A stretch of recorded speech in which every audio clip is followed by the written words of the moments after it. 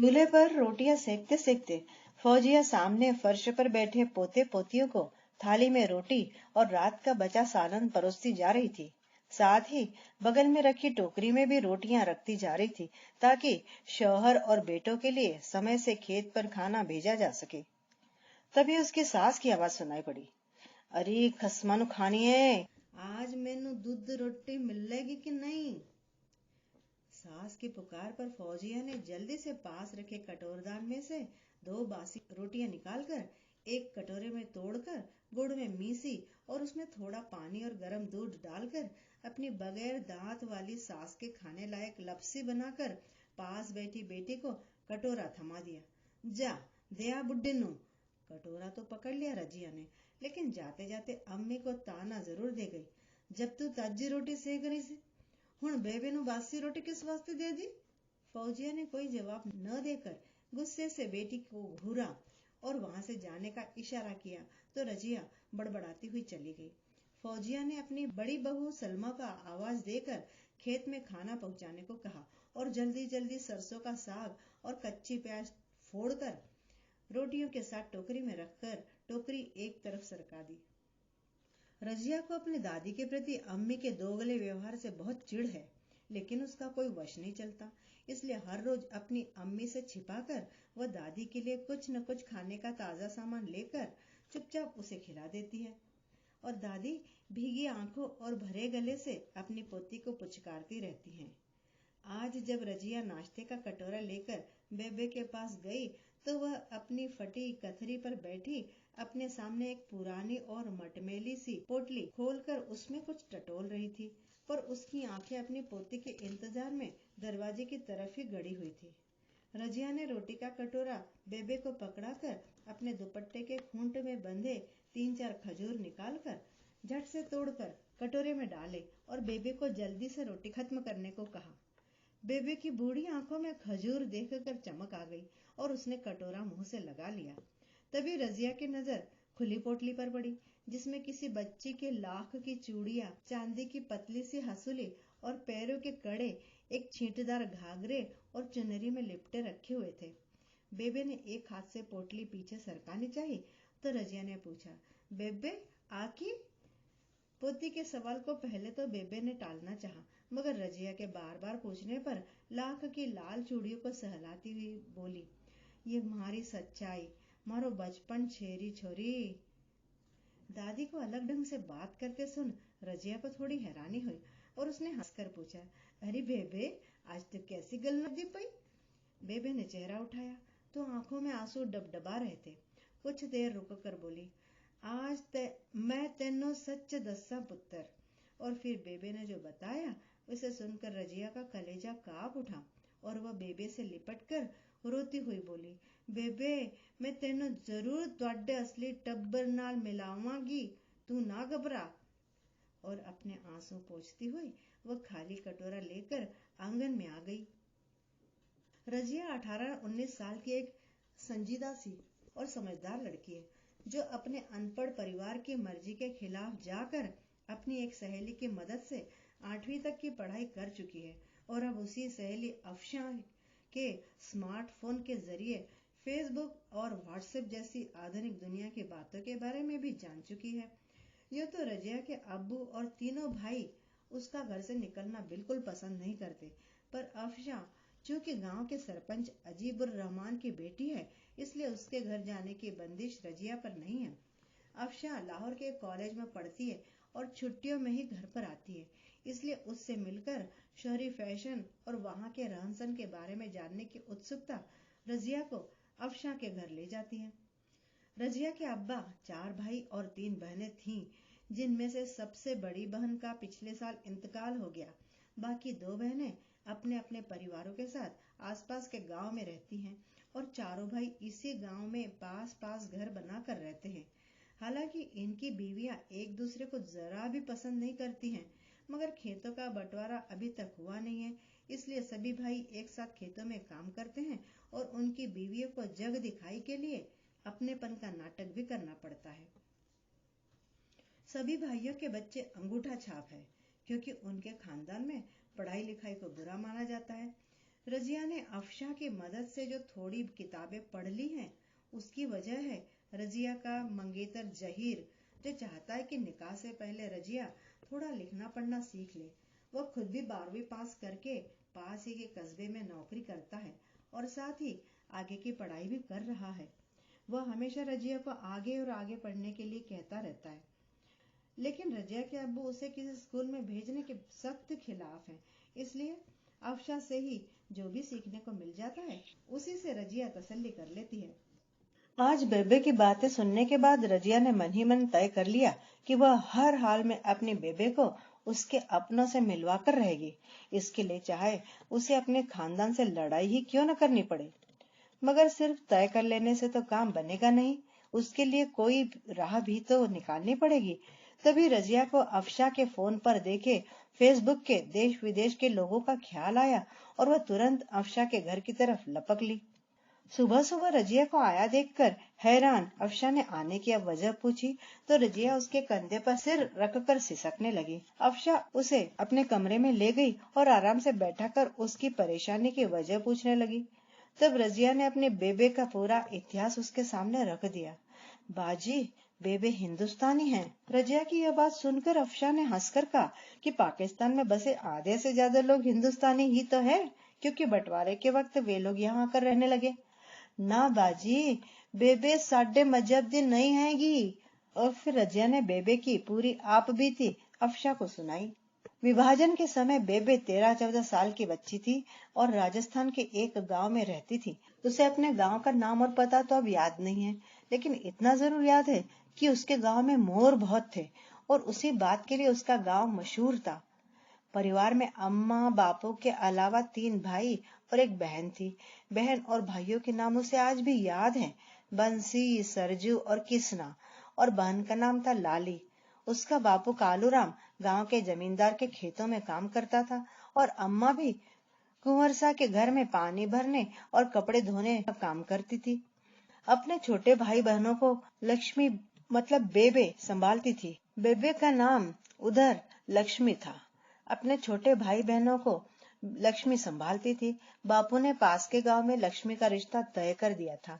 लक्ष्मी का होने वाला बिनड़ा 4ठी जमात में पढ़ता था और उसकी परीक्षा के बाद दोनों के लगन होने की बात तय हुई थी। उसी दौरान देश का विभाजन होने की खबर आई और चारों तरफ हड़कंप सा मचने लगा। उसके गांव से भी कुछ मुसलमान परिवार पाकिस्तान जाने की तैयारी करने लगे। लक्ष्मी के बापू ने उसकी ससुराल वालों से हालात सुधरने के बाद लगन करवाने के लिए कहा, तो लक्ष्मी के होने वाले ससुर ने कहा कि ब्याह बाद में कर देंगे, पर सगाई अभी करेंगे। सगाई वाले दिन हाथ में मेहंदी व नया घाघरा चोली पहनकर लक्ष्मी तैयार हुई। अम्मा ने फूलों से चोटी गुंथी तो लक्ष्मी घर के इकलौते शीशे में बार बार जाकर खुद को निहारने लगी। आंगन में ढोलक बज रही थी और आसपास की औरतें बधाइयां गा रही थी। फिर उसकी होने वाली सास ने लक्ष्मी को चांदला करके हंसली और कड़े पहनाए और हाथों में लाल लाल चूड़ियां पहनाकर उसको सीने से लगा लिया। घर में गाना बजाना चल रहा था। तब माँ की आंख बचाकर लक्ष्मी अपने गहने और कपड़े सहेलियों को दिखाने के लिए झट से बाहर भाग आई और दौड़ती हुई खेतों की तरफ चली आई। बहुत ढूंढा पर उसे वहां कोई भी सहेली खेलती हुई नहीं मिली। हाँ, खेतों के पास से कई खड़खड़ों में भरकर लोगों की भीड़ को कहीं जाती हुई उसे दिखाई पड़ी। लक्ष्मी वापस लौटने लगी, तभी किसी ने उसे पुकारा। उसने पलट कर देखा, उसकी सहेली फातिमा एक खड़खड़े में बैठी उसे आवाज दे रही थी। लक्ष्मी दौड़कर उसके पास गई और उससे पूछने लगी कि वह जा कहाँ रही है। फातिमा ने बताया कि वो तो पाकिस्तान जा रही है और अब वहीं रहेगी। लक्ष्मी अपनी सहेली से बिछुड़ने के दुख में रोने लगी। तभी फातिमा के अब्बू जमाल चाचा ने लक्ष्मी को झट से हाथ से पकड़कर अपने खड़खड़े में बैठा लिया और कहा कि जब तक चाहे वो अपनी सहेली से बात कर ले, फिर वो उसे नीचे उतार देंगे। खड़खड़ा चल पड़ा और दोनों सहेलियां बातें करते हुए गुट्टे खेलती रहीं। बीच बीच में जमाल बच्चियों को गुड़ के लड्डू भी खिलाता जा रहा था। इन सब में वक्त का पता ही न चला और घर जाने का ख्याल लक्ष्मी को तब आया जब जमाल चाचा ने उसे अपने खड़खड़े से उतारकर दूसरी ऊंट गाड़ी में बैठा दिया। उसने चारों तरफ निगाह घुमाई तो देखा कि वह अपने गांव से तो बहुत दूर रेगिस्तानी रास्ते में है और वहां ढेर सारी भीड़ गांव से उल्टी दिशा में चले जा रही है। लक्ष्मी यह देखकर ऊंट गाड़ी से कूदने लगी तो गाड़ी में बैठे दाढ़ी वाले आदमी ने उसका हाथ कसकर पकड़ लिया और फिर एक रस्सी से उसके हाथ पैर बांधकर अपनी अम्मा के पास बैठाते हुए बोला कि वह उसको अपने साथ पाकिस्तान ले जा रहा है, क्योंकि उसने जमाल को पूरे 30 रुपए देकर लक्ष्मी को खरीदा है और अब वह उसकी बीवी है। लाचार लक्ष्मी को कुछ समझ में नहीं आया और पूरे रास्ते वह रोती रही, पर न उस आदमी को रहम आया न ही उसकी बूढ़ी अम्मा को। गफूर नामक वह आदमी भी राजस्थान के किसी गांव से ही आया था। पाकिस्तान पहुंचकर इस गांव में उसने अपना डेरा डाल दिया और धीरे धीरे अच्छा पैसा कमाने लगा। आते ही गफूर ने यह मकान और कुछ खेत यह सोचकर खरीद लिए कि उसकी गिनती गांव के रईसों में होने लगेगी और लोग उसकी इज्जत करेंगे। मगर जिसे अपना असली मुल्क समझकर वह आया था, वहां तो उसे हमेशा परदेसी का ही दर्जा दिया गया और अपनी इस घुटन और झुंझलाहट को वह अमीरन यानी लक्ष्मी पर उतारता था। हाँ, लक्ष्मी का नाम गफूर ने अमीरन रख दिया था। अब वह मुसलमान थी।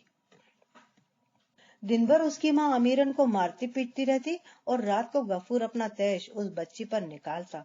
उसकी सास ने पहले तो उसे डरा धमकाकर गोश्त पकाना सिखाया और उससे भी मन नहीं भरा तो माँ बेटे ने कई दिनों तक भूखा रखकर उसे जबरदस्ती गोश्त खिलाना भी शुरू कर दिया और आखिर उसको लक्ष्मी से पूरी तरह से अमीरन बनाकर ही दम लिया।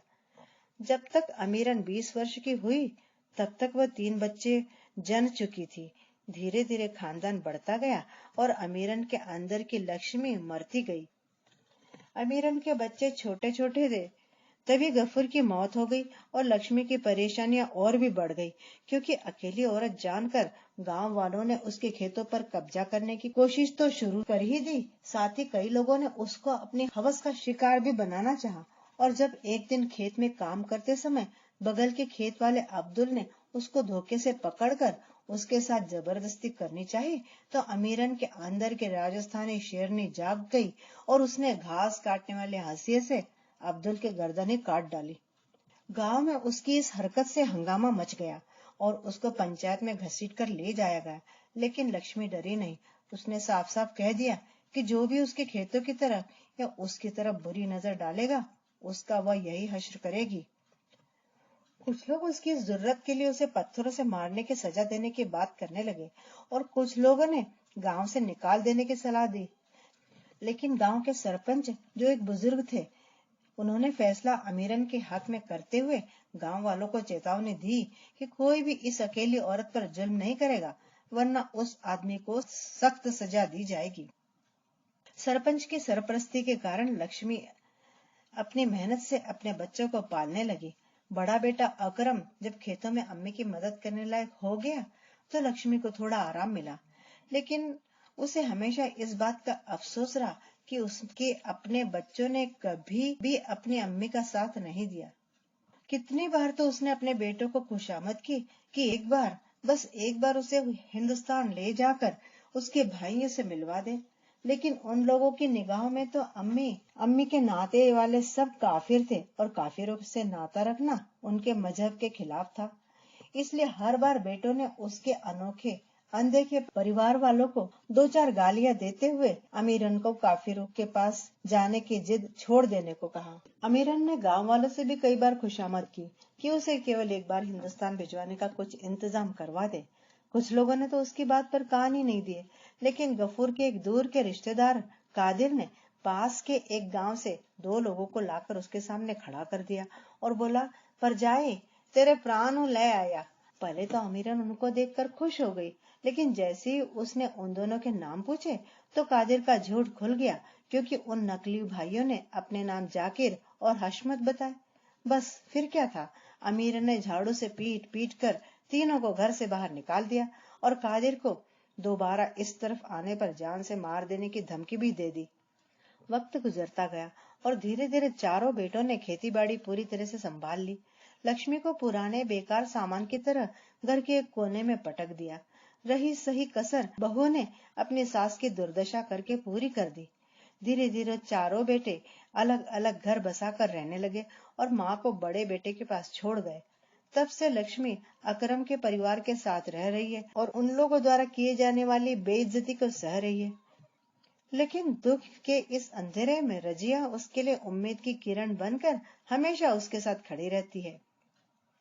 सारी बात सुनकर अफशा ने रजिया से पूछा, रज्जो हुन तुहाडे दिमाग विच की चलदा पिया मैनू दस। तब रजिया ने उससे पूछा कि क्या वे बेबे की मदद करने के लिए फेसबुक पर बेबे के परिवार वालों को ढूंढने की कोशिश कर सकती हैं। अफशा ने जवाब दिया कि बगैर नाम पता जाने फेसबुक पर किसी को ढूंढना मुश्किल है और बेबे को अपने भाइयों के पूरे नाम भी मालूम नहीं है और यह भी जरूरी नहीं है कि बेबे के परिवार वाले लोग फेसबुक पर हों ही। रजिया यह सुनकर निराश हो गई। तब अफशा ने कुछ सोचकर लक्ष्मी की पूरी कहानी और मोर गांव का जिक्र करते हुए एक लेख फेसबुक पर पोस्ट किया और साथ ही लोगों से प्रार्थना की कि इस बारे में कोई भी जानकारी होने पर तुरंत सूचित करें। पोस्ट डाले कई दिन बीत गए लेकिन किसी का कोई जवाब नहीं आया। अफशा निराश हो गई और रजिया से बोली कि शायद बेबे को उसके परिवार से मिलवाना संभव नहीं होगा। मगर रजिया ने उम्मीद नहीं छोड़ी और अफशा को दोबारा लोगों से अपील करने को कहा। इस पर अफशा ने एक बार फिर लोगों से मदद की अपील की। रजिया के गांव से 400-500 किलोमीटर दूर बीकानेर के एक दफ्तर में बैठे मनीष राठौर ने जब अपने फेसबुक के पन्ने पर लक्ष्मी की कहानी पढ़ी तो उसका ध्यान सबसे पहले मोर गांव ने खींचा और उसने फौरन अपने मित्र संजय मेघवाल को फोन मिलाया, जो मूल रूप से मोर गांव का ही रहने वाला है। संजय, तूने फेसबुक पर लक्ष्मी की कहानी देखी? संजय ने शायद जवाब नहीं में दिया क्योंकि मनीष ने उसे बताया कि कहानी किसी लक्ष्मी नाम की महिला से संबंधित है जो मोर गांव में पार्टीशन के समय रहा करती थी और उसी समय गायब हुई थी। यार जल्दी से पढ़ पूरा किस्सा, हो सकता है तेरे पापा या दादाजी इस औरत को जानते हो।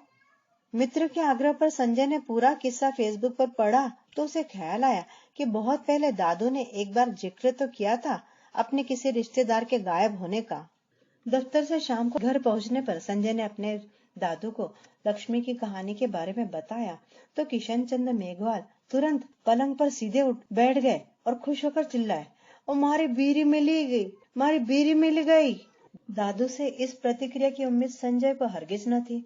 उसने दादू को तकिए से टिकाकर बैठाते हुए पूछा कि क्या लक्ष्मी उनकी बहन का नाम है। किशन चंद ने आंसू पोंछते हुए हामी भरी और बताया कि वे उस समय करीब 5 वर्ष के रहे होंगे, इसलिए ज्यादा कुछ याद नहीं है, पर उस दिन घर में खूब रौनक थी। उनको लड्डू खाने को मिले थे और घर में गाना बजाना हो रहा था।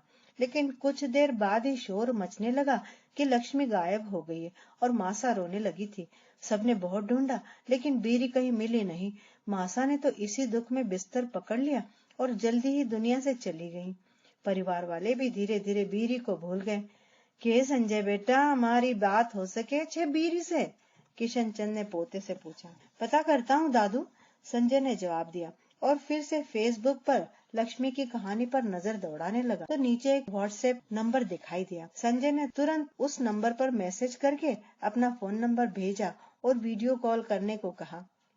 इसके बाद उसने यह खबर मनीष को दी और फिर अपने पापा और मम्मी को बताने गया। पापा को तो खबर सुनकर खुश हो गए, लेकिन उसकी माँ ने एक सवाल खड़ा कर दिया।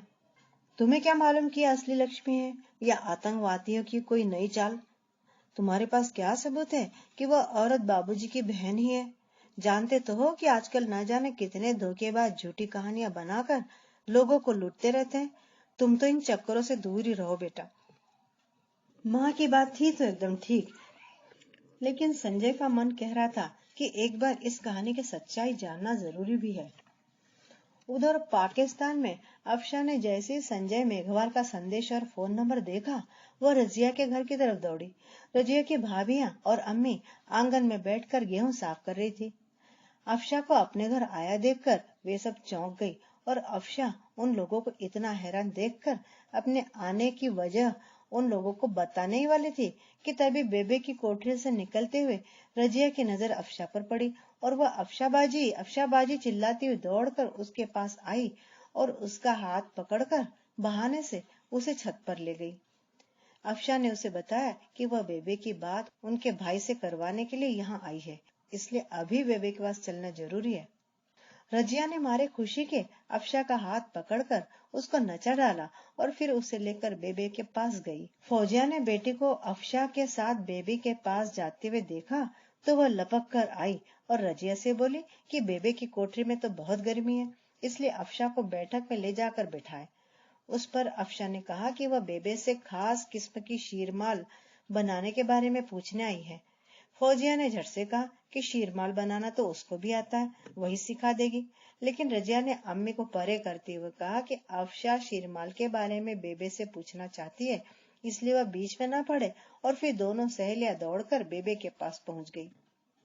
अफशा ने रजिया से कोठे का दरवाजा बंद करने को कहा और फिर शुरू हुआ बरसों से बिछुड़े भाई और बहन का वार्तालाप, जिसमें बातें तो कम हुई लेकिन दोनों तरफ से आंसू ज्यादा बहे। बेबी फोन में दिखाई दे रहे सफेद बालों वाले बूढ़े से चेहरे में अपने छोटे से किसना को ढूंढ रही थी और किशनचंद अपनी जर्जर बूढ़ी बहन की हालत देखकर दुखी हो रहे थे। फिर बेबे से फोन लेकर अफशा ने संजय से कहा कि अगर वे लोग बेबे को हिंदुस्तान बुलाना चाहते हैं तो उसके लिए उन लोगों को ही कोशिश करनी होगी, क्योंकि यहाँ बेबे के बेटे इस मामले में उसकी कोई मदद नहीं करेंगे। संजय ने उससे कहा कि वह बेबे को भारत लाने का सारा प्रबंध होते ही अफशा को सूचित कर देगा। इधर अफशा को काफी देर से बेबे की कोठरी में दरवाजा बंद करके बैठे हुए देखकर रजिया की छोटी भाभी ने फौरन अपनी सास के कान भरे और दरवाजा खुलवाने को कहा। फौजिया दंदनाती हुई आई और दरवाजे पर लात मारकर रजिया से दरवाजा खोलने को कहा, तो झट से अपना फोन कुर्ते की जेब में डालकर अफशा बेबे से शीरमाल की रेसिपी पूछने लगी और रजिया ने दरवाजा खोल दिया। बीकानेर में अपने घर में बैठे किशनचंद मेघवाल ने पोते से पूछा कि उनकी बीरी को भारत लाने का प्रबंध कैसे किया जाएगा।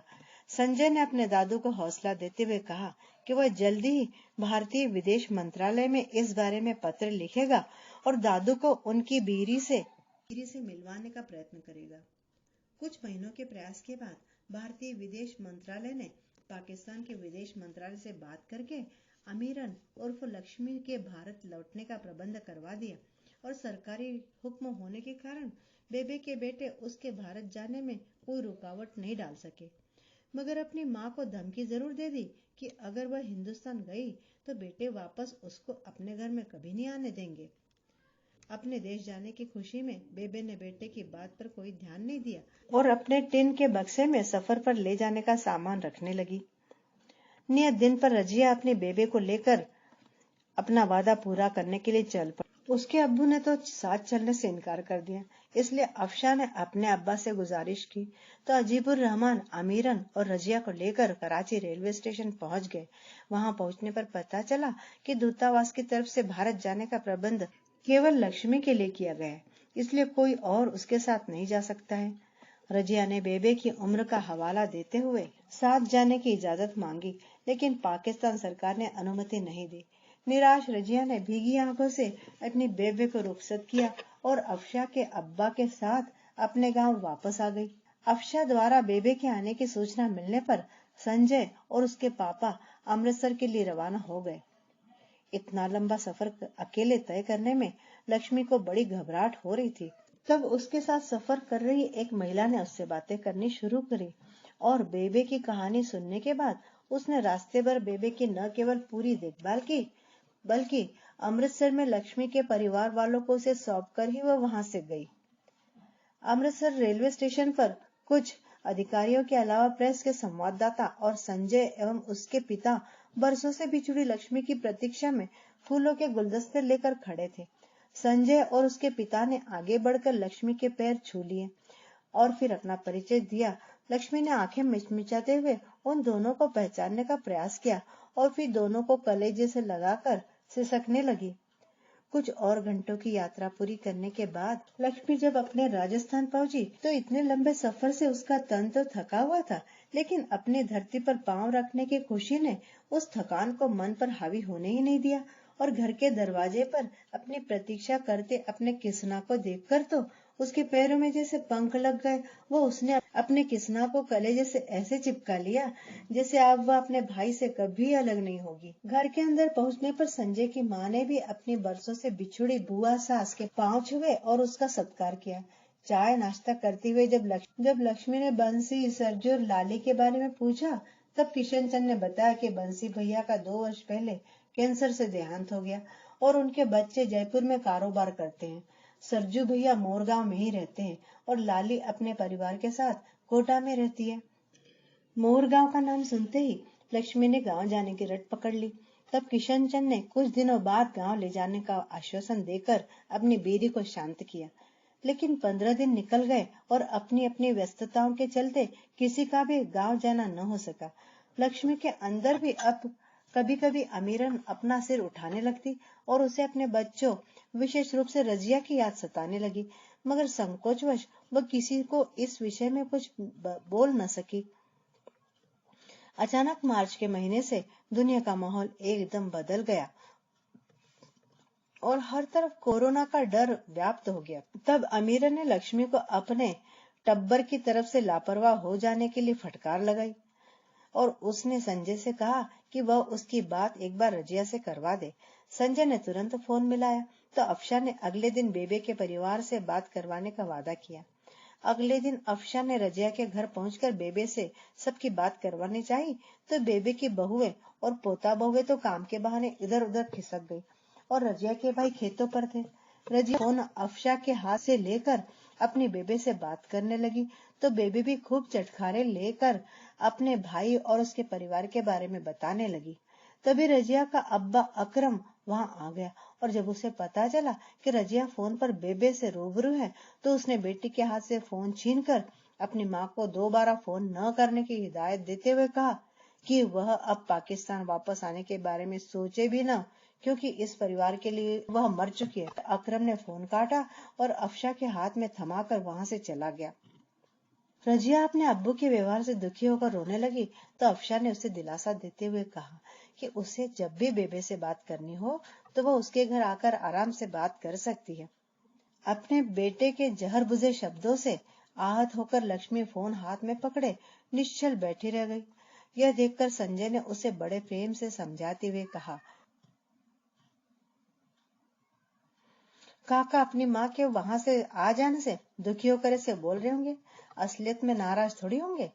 उसकी बात सुनकर लक्ष्मी ने अपने आंसू तो पोंछ लिए, लेकिन मन ही मन वह जानती थी कि अकरम ने जो भी कहा है उसका एक एक शब्द सच्चा है। अब सीमा पार लक्ष्मी का कोई टब्बर नहीं है। जीवन की यह कैसी विडंबना है कि जिस परिवार में जन्म लिया वह अब अपना होकर भी अपना नहीं है और जो नाता जबरदस्ती जुड़ा था वह अधिक अपना था, लेकिन उसे मानने से उसके अपने बेटे ने ही इनकार कर दिया। कहाँ जाए अब अमीरन का चेहरा ओढ़े यह लक्ष्मी। यह परिवार अब उसके भाई और बच्चों का है जिस पर उसका कोई अधिकार नहीं है और जिन पर अधिकार बनता है उन्होंने तो उसको जीते जी मार दिया है। वह अब जाए तो कहाँ जाए। इस बंटवारे ने केवल जमीनें ही नहीं बांटी हैं बल्कि रिश्तों के भी टुकड़े टुकड़े कर दिए हैं। मन ही मन कुछ तय करने के बाद लक्ष्मी ने किशन चंद से बात की और कहा कि अब वह अपना बाकी जीवन अपने गांव में ही बिताना चाहती है, इसलिए उसको जल्द से जल्द गांव भेजने का प्रबंध करवा दिया जाए। बीरी की इच्छा पूरी करते हुए उसको लेकर किशन चंद मोर गांव गए और वहां अपने पैतृक घर के एक हिस्से में लक्ष्मी के रहने का प्रबंध करवा कर लौट आए और लक्ष्मी के गांव जाने के पूरे 1 महीने बाद आज सुबह सुबह गांव से सरजू भैया का फोन आया कि बीरी सुबह परलोक सिधार गई। आजीवन जो धरती उसे नसीब नहीं हुई उसने अंत में अपने अंक में उसे समेट लिया था। अभी आपने सुनी कहानी बंटवारा, जिसे लिखा है अति पंड्या ने। आशा करती हूँ कि आपको कहानी बड़ी पसंद आई होगी। लाइक और कमेंट करके जरूर बताइएगा और हाँ, चैनल को सब्सक्राइब जरूर कर लीजिएगा। आपका दिन शुभ हो।